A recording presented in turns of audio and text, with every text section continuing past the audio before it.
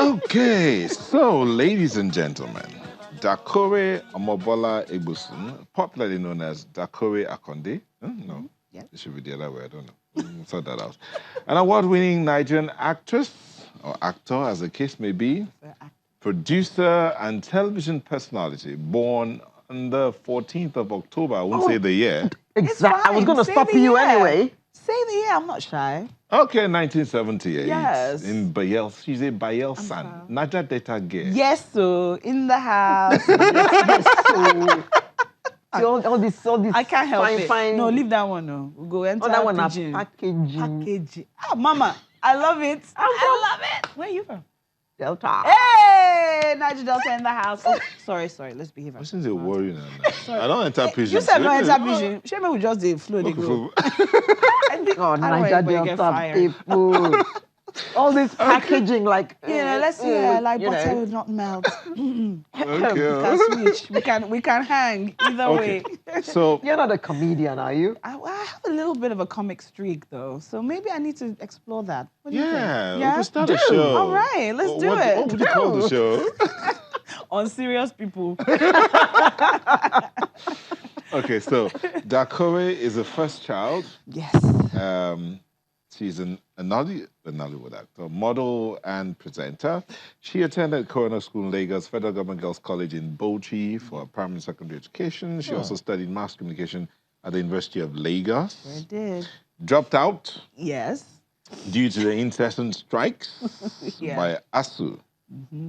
So and you didn't finish? For greener pastures. No, I didn't. So you no go school? So where did you finish? What do you mean I no go school? I didn't worry you now. First you go primary school, secondary school, university, you no no go finish school. now. It doesn't mean. Not be school. I will eventually. Exactly, Mom, this is me telling you. Want this guy? Be like, School na say, school. I beg. School na school. School na school, leave that thing. Well this work done. where they do now, they use degree, they do. I ask you, wait. Seems in trouble. What could you do for pidgin English? Oh, no.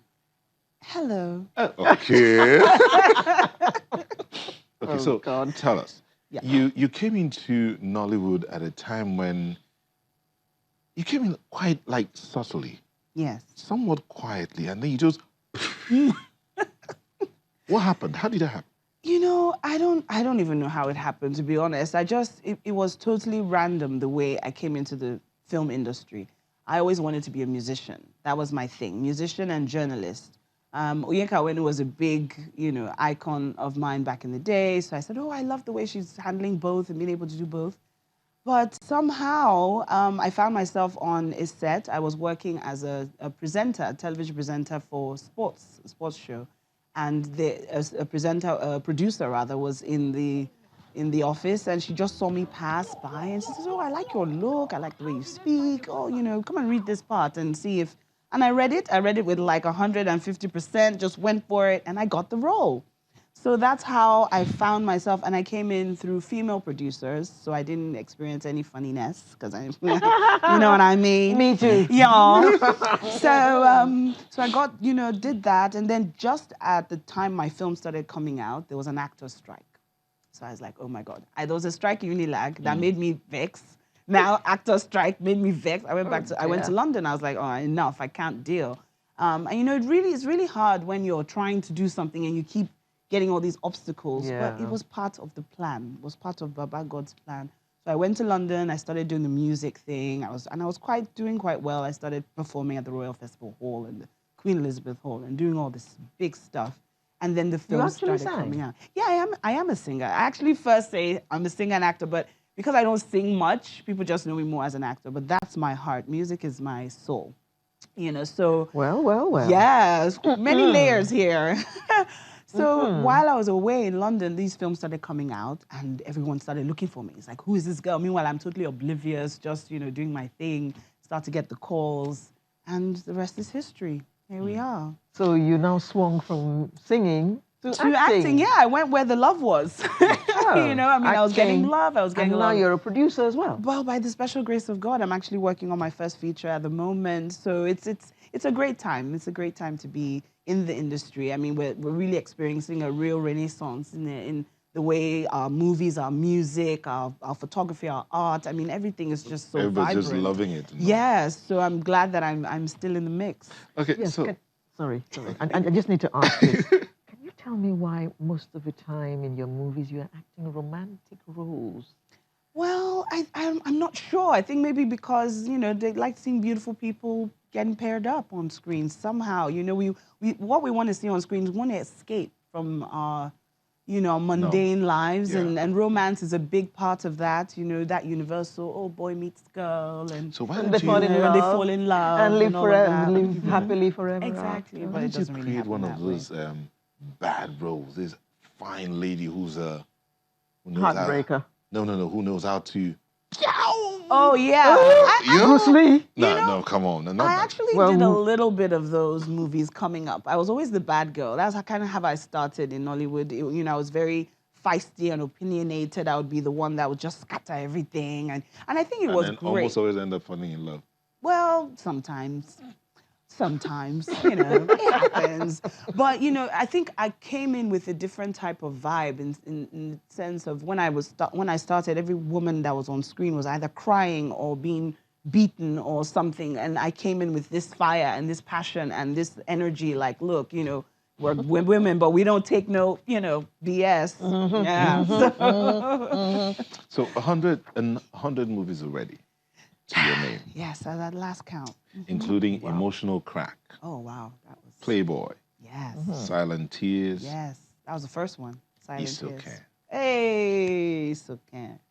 Isoken has done so much for me. She really has. Let's talk about Isoken. Let's talk about Isoken, shall we? Because There's Isoken. Hey, look at her. See that girl, please. I'm fine. Yeah, I think Isoken is a really timely film because, you know, in this era where women are really doing their thing and wanting to be appreciated for their talent and their work ethic as opposed to just being pretty. Yeah. And then society as well has, you know, conditioned women to feel that once you hit your 30s, you know, it's a wrap. Get married to the first available suit. Yeah, exactly, on the shelf, which is all lies. You know, but we have to, so it's really important to see it in film because when you see that in film, it makes you start the conversation, makes you start to think that, okay, things can be different. You know, I got married in my 30s and nothing happened. You know, I have my 2 kids, you know, all this stuff to say, oh, you have to have your children before you're 35. And I mean, yes, of course, as women, you know, your eggs start to It'll be whatever. easier. It'll be easier, but it doesn't mean that, you know, you have to be under this pressure, you know, and so good for, you know, kudos to Jade who wrote the film and who directed and produced it as well, you know, for honing in on this really important aspect of our culture and our society. And it really made a lot of impact. People loved the film. It's amazing. What made you take on the role? Well, Jade wrote it with me in mind, first of all. So when you hear that as an actor, it's like a dream come true when someone says it's tailor-made because they feel you're the best person to bring that character to life. But then reading it and really keying in, you know, I'm a real supporter of women and, you know, and the fact that society has kind of, you know, put us in a corner unfairly. So, of course, being a filmmaker, film producer, film practitioner, our job is to shine light on those issues that are under the, you know, on the radar, or people don't want to talk about the taboo.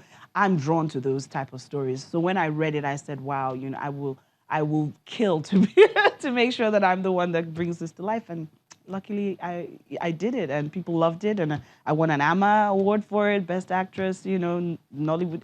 I mean, it's amazing. It's just fantastic. Now, what is the most challenging role you have ever taken on?